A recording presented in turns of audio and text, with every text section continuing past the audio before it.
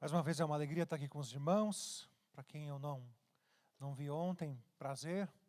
Para quem eu já vi, bom revê-lo, bom revê-la. Eu gostaria de convidar os irmãos a abrirem suas Bíblias no Salmo de número 15. Salmo 15. Salmo de Davi.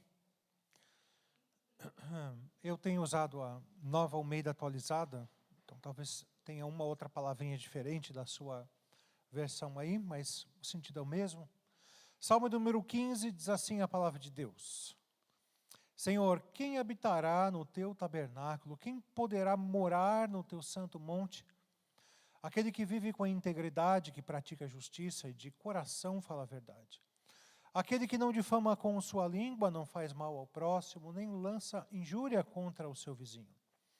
Aquele que aos seus olhos tem por desprezível ao que merece reprovação, mas honra os que temem ao Senhor. Aquele que jura e cumpre o que prometeu, mesmo com prejuízo próprio.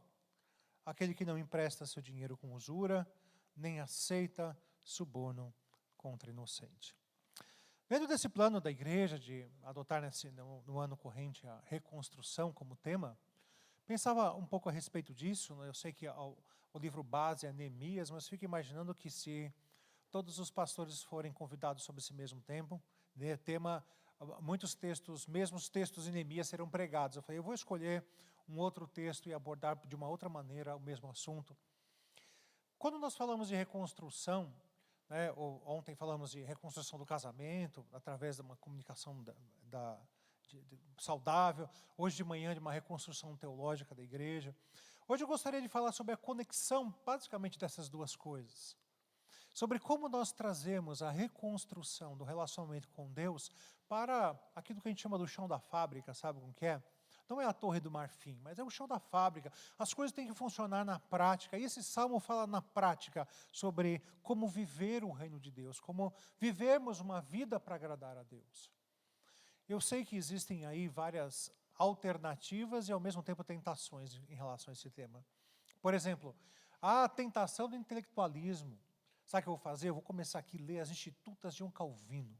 Vou aqui ler Reformados da História e saber de cor a confissão de fé. Mas a vida minha, relacionamento com a minha família é um horror, não presta. Eu e minha esposa vivemos em pé de guerra. Percebem que não funciona? Não funciona. Se o conhecimento não virar sabedoria, ou seja, se o conhecimento não for colocado em prática, ele não serve para nada, porque é o mesmo tipo de conhecimento que até Satanás tem. Não é isso que diz Tiago, irmão do nosso Senhor?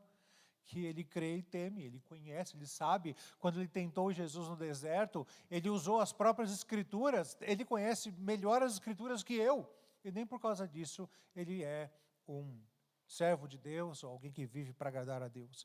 Mas há uma outra tentação também, que eu costumo chamar de a tentação da contemplação. Aqueles que querem achar que a vida com Deus, essa reconstrução, ela passa por um estado somente de observação das coisas, um zen gospel. Sabe como que é? É mais ou menos como aconteceu com Pedro quando viu a transfiguração. Jesus no meio, transfigurado, brilhando, aquela cena, eu não consigo imaginar o que foi que Pedro, Tiago e João ali viram no Monte da Transfiguração. Aquela cena, para mim, eu quero perguntar para eles quando chegar no céu, mas estava lá Jesus transfigurado, à direita e à esquerda é Elias e Moisés. Consegue imaginar uma coisa dessa? Aí, o tal do Pedro, gente, olha, Pedro me representa em muitas coisas, viu? Principalmente nas asneiras que ele fez. Ele chega e diz assim, bom estarmos aqui, façamos 3 tendas. Às vezes é esse estado de contemplação, né? Vamos ficar aqui em cima do Monte da Transfiguração. Vamos esquecer que existe uma vida para ser vivida fora daqui. Vamos ficar... Eu quando era adolescente, recém-convertido, amava acampamento. Era rato de acampamento, ia tudo quanto que é lugar, a igreja estava fazendo acampamento, eu estava lá. Por quê? Porque era isso que eu queria, sabe como que é? Todo mundo abraçado, chorando, cantando o cântico e tal, desobediente aos pais, quarto desarrumado, mas estava eu lá, levantando a mão, cantando o cântico. Da mesma forma, a gente percebe que, em ambos os casos, quer da intelectualidade, quer da contemplação, a gente vê que a gente cai numa armadilha satânica terrível, que é a desconexão conexão da vida com Deus com a vida com o próximo. Deus nos deu 2 tábuas da lei para termos as 2 realidades, a dimensão vertical e a dimensão horizontal da fé. A relação com Deus, a relação com o próximo. Amar a Deus acima de todas as coisas e o próximo como a ti mesmo. Percebe como as coisas estão conectadas. Não tem como você desvincular a vida, a sua fé, a sua crença do seu cotidiano, que é aquilo que o diabo mais quer que a gente faça. E o texto nos fala sobre isso, de sermos aprovados diante de Deus, reconstruirmos a nossa vida, para Deus olhar o que foi construído e dizer, é isso que eu queria, eu gosto disso que foi construído. E até mesmo esse texto que fala sobre padrões de comportamento, ele não é um texto escrito para quem não tem Jesus como seu Senhor e Salvador, ele é um texto escrito para crente. Sabe por quê? Porque ele não está dizendo de condições para você ser salvo. Ó, faz isso e você vai ganhar a vida eterna. Que senão nós estaríamos aqui pregando salvação pelas obras. Na verdade, o que o texto está dizendo é, agora que você é um convertido, agora que você é filho de Deus, agora que você foi regenerado, você tem que viver de acordo com a fé que você professa. E quando ele fala nessa vida que eu tenho, ele fala de transformação. Aquilo que Paulo fala aos Efésios, de um novo homem, velho homem para trás, deixei as coisas velhas, eis que tudo se fez novo. O pecado ficou para trás, ficou atrás de mim, eu luto contra o mal, e isso é visível. A minha fé não é uma fé para mim, a minha fé é uma fé que transborda a partir de mim. E ela impacta, impregna onde eu estou. Esse é o ponto do Salmo, essa a conclusão, essa é a reconstrução que nos foi dada. Isso tem muito a ver com aquilo que o próprio Tiago, irmão do nosso Senhor, disse, olha, você tem proveito, a fé, que não se transforma em obras, que se as pessoas, os seus irmãos em Cristo estão passando necessidade e você não faz nada por isso, você tem fé e eu tenho, através das minhas obras, eu mostro a minha fé. E o Salmo está nos conclamando a isso, mostre a sua fé através de obras. Mostre que o resultado da sua salvação, ele é bênção. Bênção onde você está, bênção para quem convive com você. A minha vida precisa ser assim. Tem um autor que eu gosto muito, que foi lá, passou perto de mim, na cidade da Filadélfia, que é James Montgomery Boyce, não sei quem já ouviu falar desse, já falecido há alguns anos, e ele, lendo esse salmo, ele encontrou 6 áreas interessantes, 6 áreas diferentes, que o cristão deveria aprimorar, olhar e tentar aplicar a sua fé a cada uma delas. E eu gostaria de adotar essa mesma nomenclatura de Boyce aqui ao analisar esse salmo. A primeira coisa que nós temos que reconstruir na nossa vida é o nosso caráter. Já que eu tenho a minha fé, eu tenho que demonstrar isso através de um caráter cristão. Quem é que pode habitar no seu tabernáculo? Quem é que pode morar no teu santo monte? Vejam que interessante que o texto está falando de 2 verbos similares. Habitar e morar. O caráter cristão, ele é percebido pela sua regularidade ou então pela sua integridade. Sabe o que isso quer dizer? Isso quer dizer que na vida do cristão não existe vácuos. É como se dissesse assim, olha pastor, esse tal do fruto do Espírito é um negócio muito complicado, viu? Eu tenho muita paz, muita alegria, mas quando o fruto fala de amor e paciência, não é comigo não. É como se você fosse na feira comprar, aqui nos Estados Unidos nem tem feira direito, né? Mas fosse lá no Farmer's Market comprar uma laranja e viesse com gomos faltando. Você ia querer essa laranja? Você olhar para ela e falar, tem alguma coisa errada com essa laranja aqui. Está faltando gomo. Ela não está integral, não está inteira. O caráter, a reconstrução do cristão passa por uma vida integral. Todas as coisas estão diante de Deus. E o que esses 2 verbos que eu falei para vocês agora há pouco têm a ver? Habitar e morar. Porque sempre que Deus é descrito como um lugar, o Salmo 91 também faz isso, perceberam ou não? Aquele que habita no esconderijo do Altíssimo. Ele está descrevendo Deus como um lugar de se estar, não um lugar de se visitar. E eu percebo que alguns irmãos querem viver a relação com Deus dessa maneira. Não um lugar de se morar, eu não moro em Deus, mas eu visito Ele aos domingos. Tá bom, tá? Gente, Deus não é sogra. A minha relação com Deus passa pelo fato de eu estar em constante contato com Ele. Um dos lemas da Reforma é corandeu. Você já ouviu falar disso? Não. Sabe o que quer dizer corandeu? Quer dizer diante de Deus. Esse é um aspecto que nunca pode ser perdido de vista para nós, que a vida que nós temos, ela a todo tempo, ela é vivida diante de Deus. Deus não é para ser visitado aos domingos, eu tenho que viver em Deus. Viver para a glória dEle, para o louvor dEle, para que a palavra dEle, ela viva em mim, e eu seja controlado por ela. As minhas ações, decisões, palavras, comportamento, todas as coisas têm que ser decididas pelo fato de eu estar na presença de Deus. No Antigo Testamento a gente tinha toda essa aura em torno da presença de Deus, não é? Moisés se aproxima da sarça ardente, e Deus fala, tira a sandália dos teus pés. Mais para frente temos o tabernáculo e todo aquele respeito para se aproximar, para entrar no tabernáculo, e só o sumo sacerdote podia entrar no Santo dos Santos. Tudo isso para mostrar que a presença de Deus, que era eventual no Antigo Testamento, ela é definitiva para nós que vivemos o Novo Testamento. Por isso que o livro de Hebreus fala que o véu foi rasgado. Não temos mais representantes, porque o lugar de nós vivermos hoje é lá dentro do Santo dos Santos.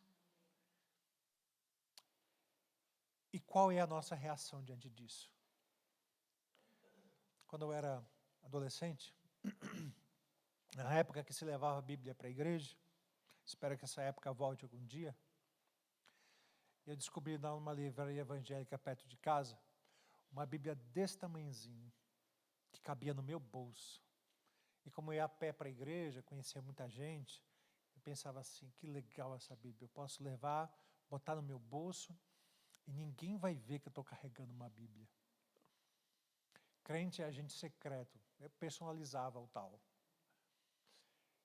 E é assim que muita gente quer viver a vida com Cristo ainda, o agente secreto. Eu me lembro que uma vez fui visitar um irmão, ele é gerente do banco, e eu estava lá sentado lá no banco, diante da mesa dele, e passou alguém, ele disse, esse aqui é o pastor da minha igreja. Ele virou para mim e falou assim, você é crente? Eu nunca podia imaginar que você era crente. Qualquer pessoa no mundo, menos você.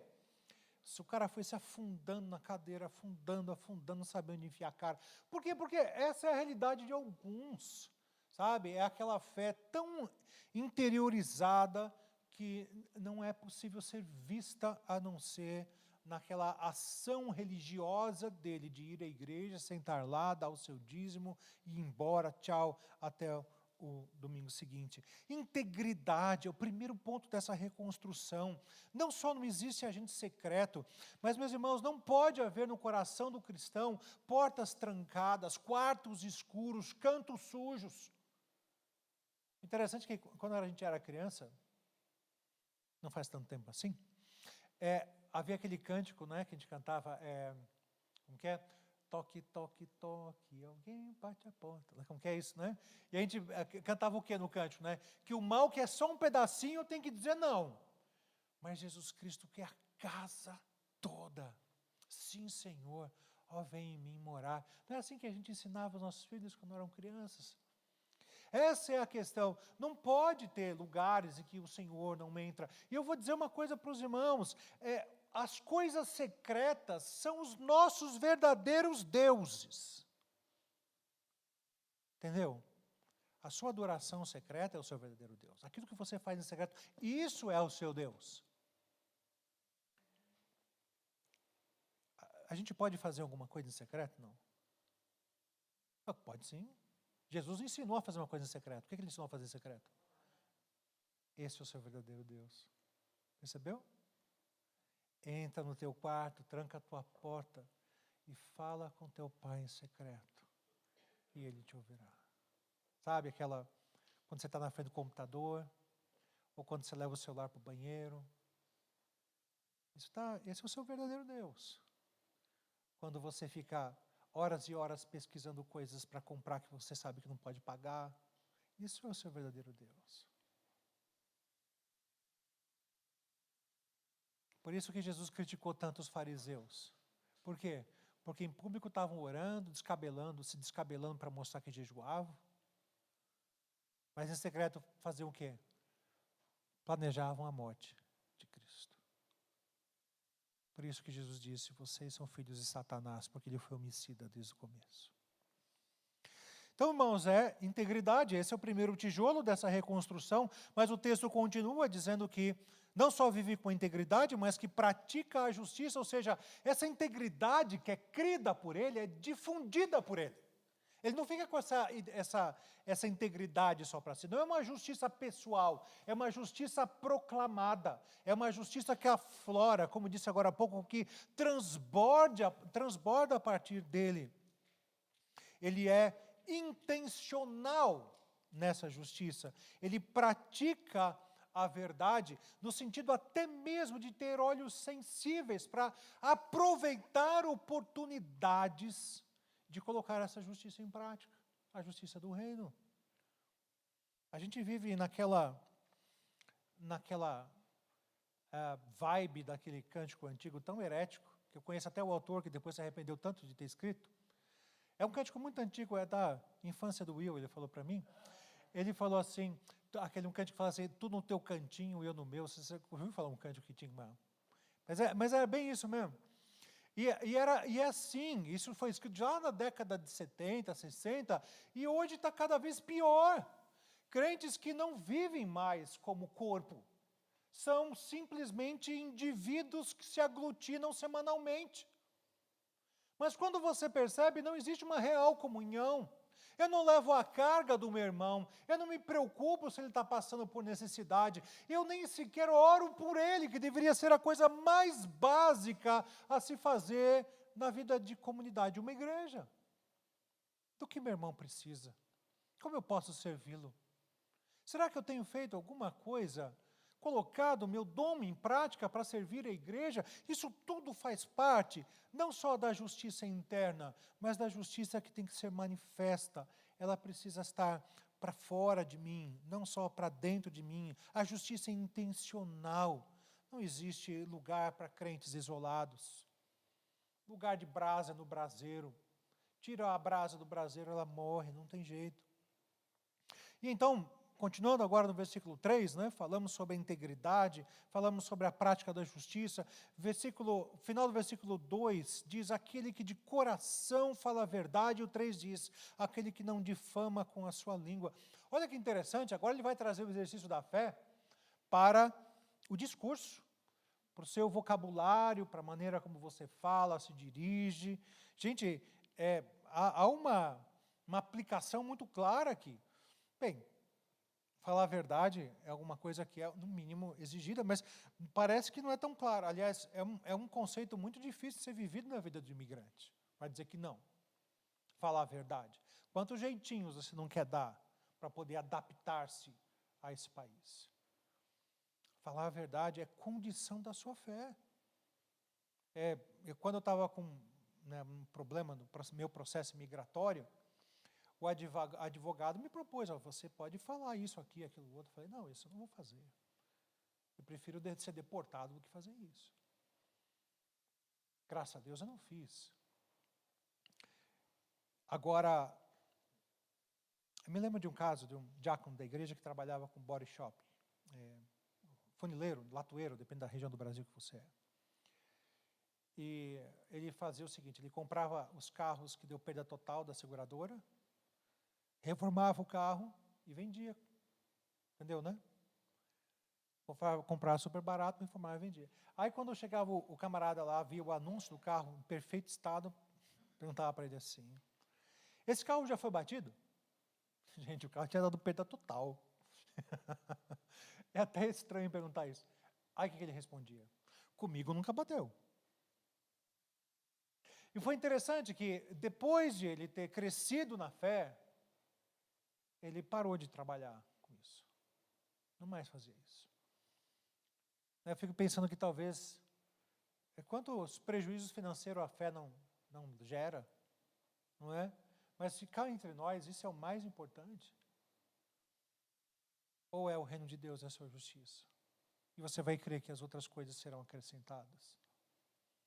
Falar a verdade tornou-se uma condição, e aquele homem agora se sentiu impactado por isso. Minha fé precisa me fazer falar a verdade. E, meus irmãos, e é realmente falar a verdade, porque meias verdades é uma mentira inteira, os irmãos conhecem isso, e foi justamente usando dessa técnica da meia verdade que a própria serpente convenceu Eva e Adão de comerem do fruto proibido. De coração fala a verdade aquele que não difama com a sua língua. É um aspecto interessante esse do que ocupar, né, o nosso vocabulário e os assuntos que ocupam a nossa boca, quando você vai lá de novo para Efésios, quando Paulo está falando sobre ser cheio do Espírito Santo. Aí ele vai dizer, como é que o crente pode ser cheio do Espírito Santo? Ele dá ali algumas dicas. E uma delas tem a ver com a língua. O que é? Lembra?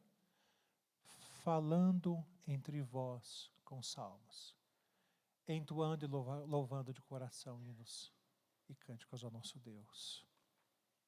Sabe por que isso é importante? Porque eu percebo como nós, crentes, somos tão pontuais no exercício da nossa fé. Estamos aqui na igreja, oramos ao Senhor, estudamos a palavra, cantamos cânticos baseados nas Escrituras. Acabou aqui, acabou, pronto, acabou. Tem cafezinho depois do culto? Não. Não? Ok, mas vamos supor que a gente vai ali para a porta, e aí a gente vai falar sobre o quê? Sobre o emprego de amanhã, vai falar sobre o carro que eu quero comprar, sobre o jogo de futebol de logo mais à tarde, não sei se tem, mas deve ter, alguma coisa assim. Um tira sarro do outro, cada do time que o outro torce. Então, não que exista um pecado em relação a isso, mas o que eu quero mostrar para vocês é que o assunto Bíblia e Deus está absolutamente confinado ao momento do culto. A gente não mais conversa um com o outro sobre a palavra de Deus. Talvez até a gente ore por avivamento espiritual. Abacuque 3 fala, viva, Senhor, a tua obra, e no decorrer dos anos, faz-a conhecida. Mas quando você pega, por exemplo, a história do avivamento espiritual aqui nos Estados Unidos, o primeiro grande avivamento, mostra que os jovens se reuniam em praça pública para conversar sobre a Bíblia e orar juntos. Cabarés fechavam, se transformavam em pontos de pregação. Eu não estou dizendo para os irmãos que você só vai falar sobre isso agora. Olha lá o Bíblia vindo aí. Não é isso. Mas é o fato de você refletir o mundo à luz da palavra. Você fala para o teu filho, não faz isso. Por quê, mãe? Porque eu não quero. Mostra para ele por que as Escrituras, leva ele às Escrituras. Por que Deus não quer que você faça isso? Em vez de dizer que a ordem é tua, põe a culpa em Deus. A ordem é dele, eu só estou transmitindo aqui. Liga para o seu filho adolescente, sabe esses seus dilemas? Vamos ver aqui em torno da palavra, achar uma resposta para isso. E isso é mais importante que a sua experiência pessoal. Olha, filha, é o seguinte, porque quando eu era adolescente, ótimo, você pode falar sobre isso, mas mais importante que isso é o que a Bíblia diz sobre este exato momento da sua vida. Veja como você fala. Você quer reconstruir? Reconstrua com integridade, com justiça, reconstrua todo o seu falar, toda a sua expressão, toda a sua linguagem. Mais ainda, um terceiro ponto, sua conduta. Ele não faz mal ao próximo, diz aqui o versículo 3.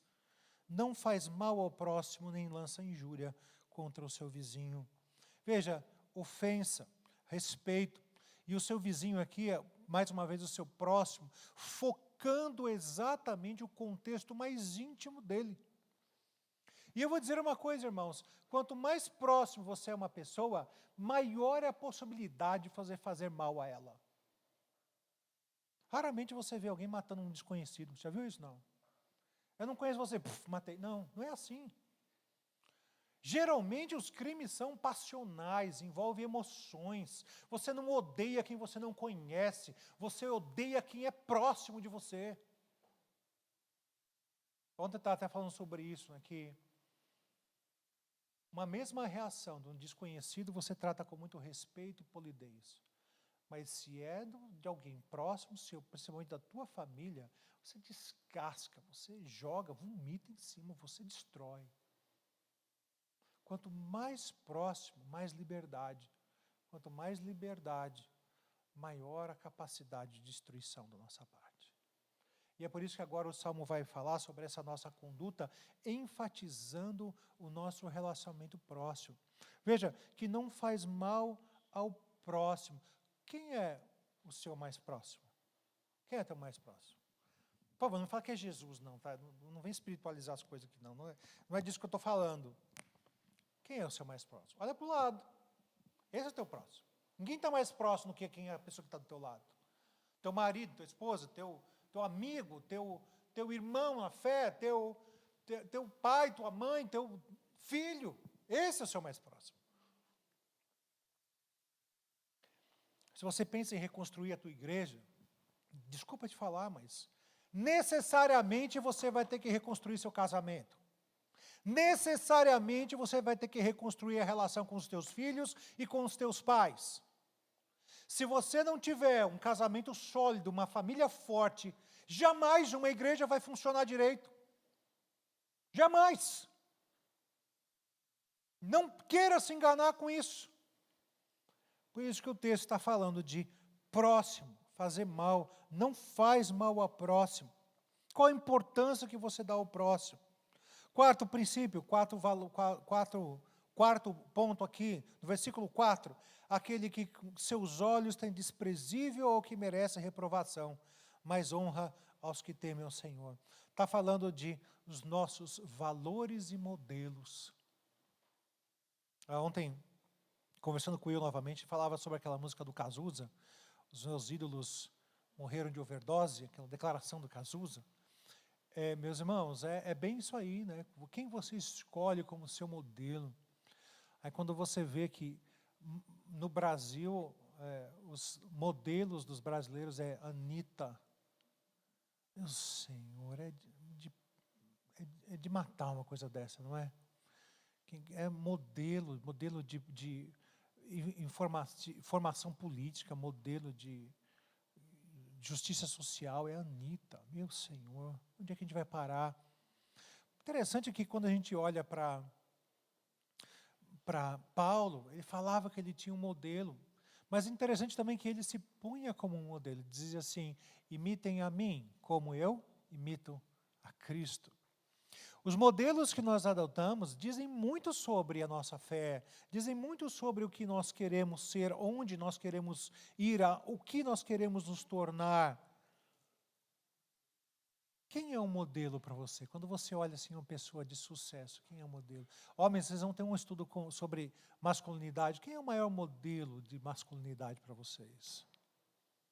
Uma vez eu fiz isso num acampamento de adolescentes em Belo Horizonte, há zilhões de anos atrás. Na época daquele filme Twilight, Crepúsculo, é isso, né? Quem vocês acham que as meninas elegeram como modelo de masculinidade? Aquele horroroso, aquele vampiro que depois virou Batman.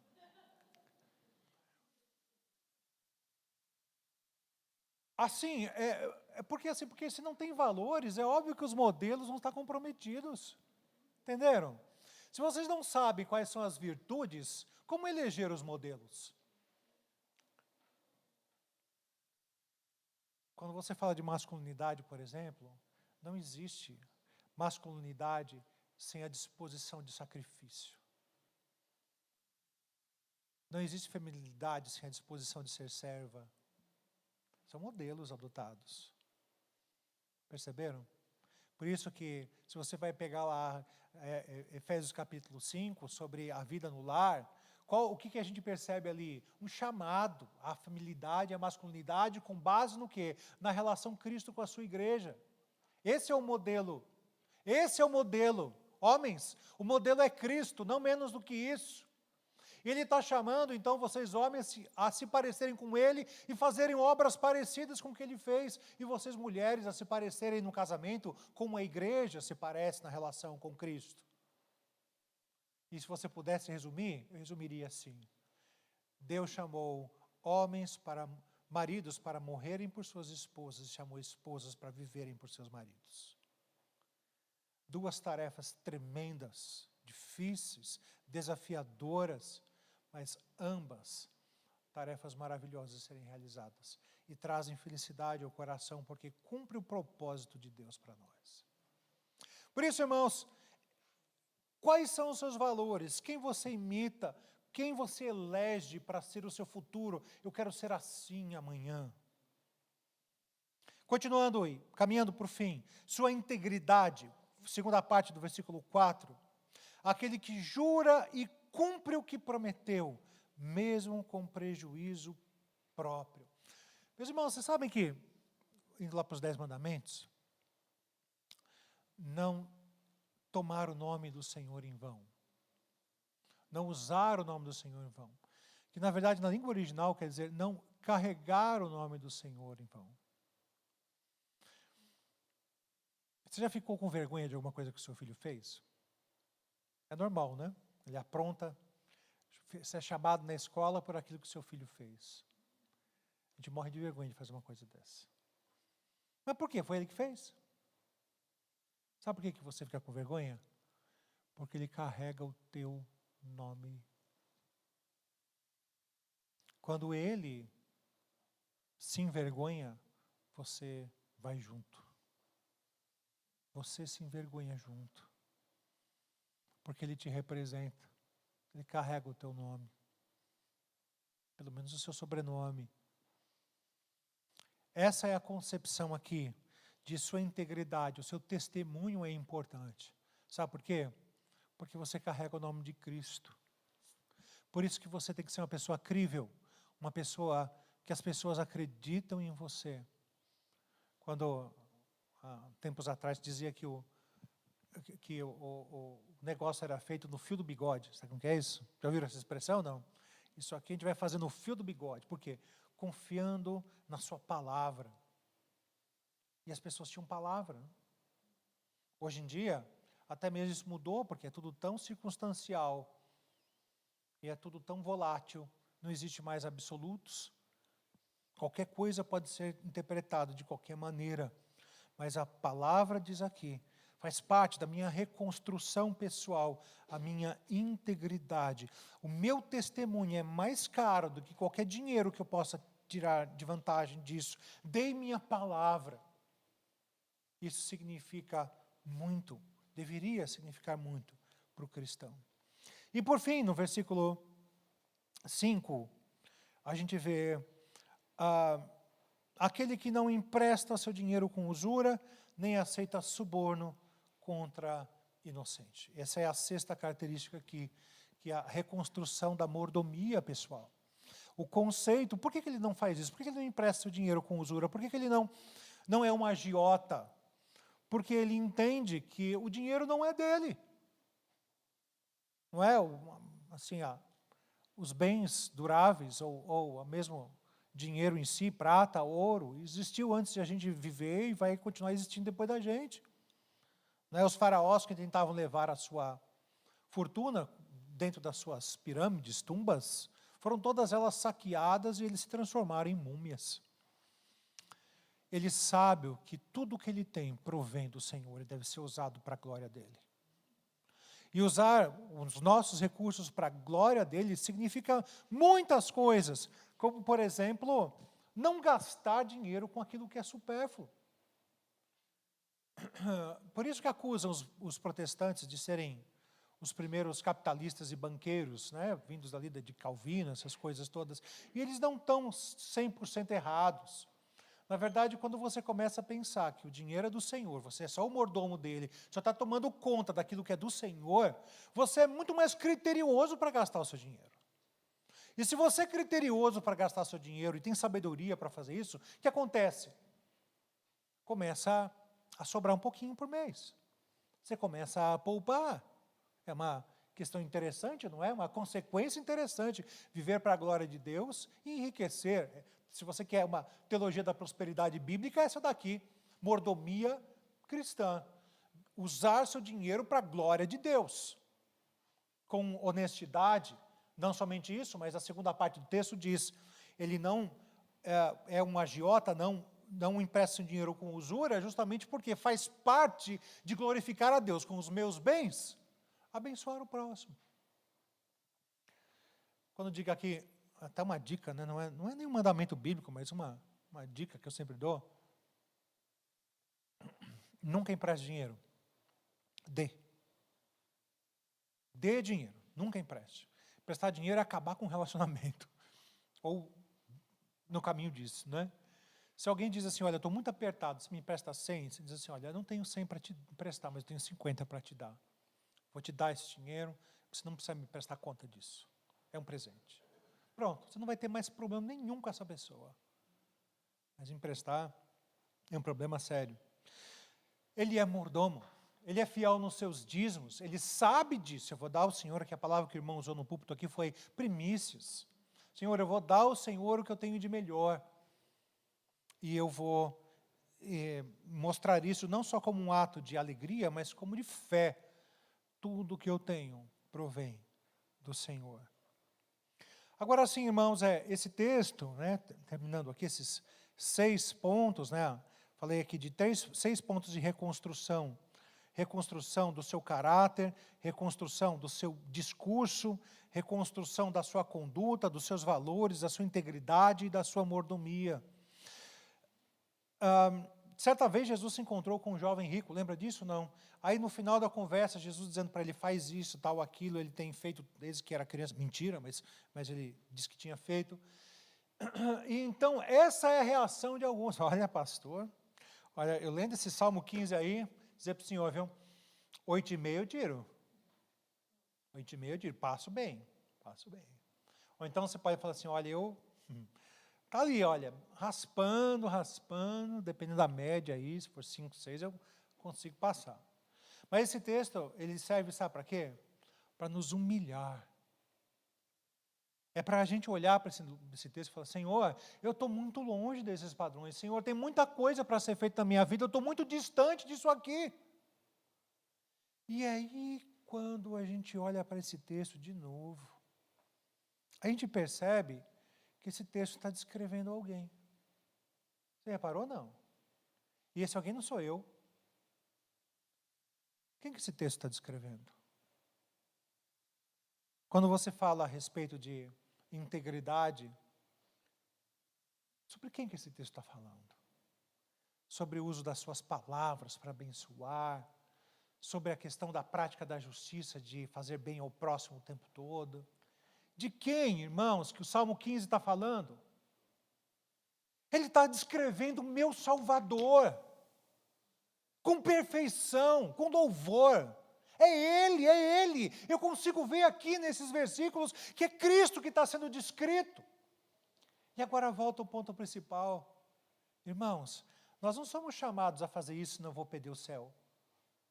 Nós somos chamados a ser dessa maneira, porque o nosso Salvador é dessa maneira. E Ele é o Filho perfeito e agradável de Deus. E eu, se por causa dele fui adotado, eu tenho que me adequar ao padrão de Filho perfeito e agradável a Deus. Lembra que eu até citei ontem aqui? Foi lá do céu que Deus, o Pai, apontou para o Filho e falou, esse é meu Filho amado, em quem eu tenho muito prazer. E se é por Ele que eu fui adotado, e se é Ele, o Filho que dá prazer.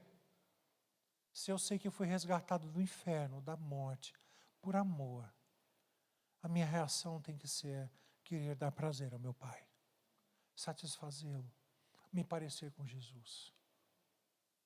E Ele é tão bondoso comigo, tão bondoso, que eu não tenho que tentar ser isso aqui sozinho. Ele colocou dentro de mim um negócio chamado Espírito Santo,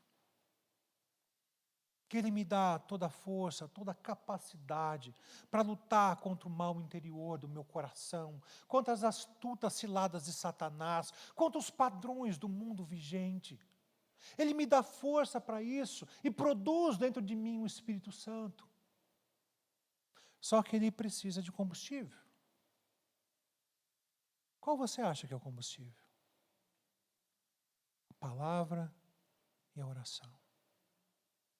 Você não vai conseguir entrar nessa batalha sozinho. Você não vai conseguir fazer aquilo que Paulo fazia, esmurro o meu corpo, eu reduzo a escravidão, para que tendo pregado aos outros eu não seja desclassificado ou desqualificado. Você vai precisar do Espírito para isso. E se você não tiver uma vida de comunhão com Deus muito estreita, se você não investir tempo nas suas práticas devocionais, se você não reunir a sua família em oração, faz culto doméstico. Homens, é responsabilidade de vocês o culto doméstico. Levar a sua família à adoração de Deus. Vocês são pastores dos seus lares, maridos. Deus vai cobrar isso de vocês. Vocês estão entendendo? A fé dos nossos filhos não é uma questão de sorte, é uma questão de investimento que eu faço desde que eles são crianças. Se eu não levar a minha família à igreja, se eu não usar os meus dons para serviço do reino de Deus, vai ser difícil que o fruto seja produzido em mim. Você quer reconstrução? Comece por aí, reconstruindo a sua vida com Deus, seu papel diante dele, reconstruindo o seu matrimônio, sua família. Então a igreja vai ser, por tabela, reconstruída. Deus abençoe. Amém.